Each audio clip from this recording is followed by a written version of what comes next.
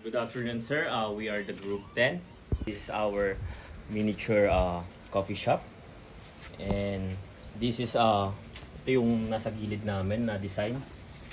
At yan, yung makikita nyo, may tatak na coffee shop. And this is a seat.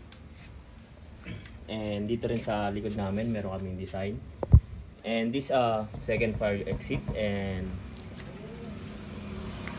yeah, this is the another design for our coffee shop. And this is the entrance of coffee shop. And this is the parking of customer.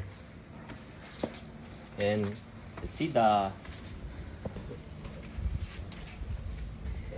as you can see, makikita nyo may mga table. Bago kayo punta kayo sa counter, and meron dito na waiting area na pwede kayong umupo if ever man na may hinihintay kayo na dumating pa.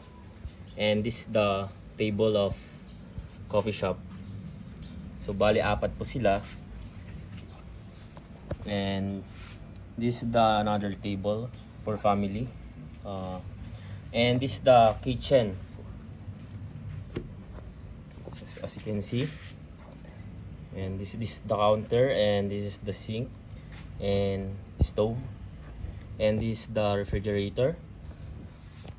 And so this is the coffee machine. And next is CR.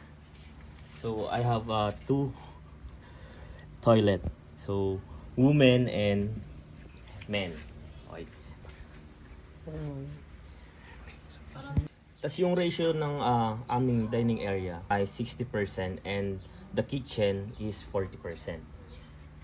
So dito naman sa gilid ng wall is mapapansin nyo is yung sukat nito is 16.5 inches. And dito naman sa kabila is 15.5 inches.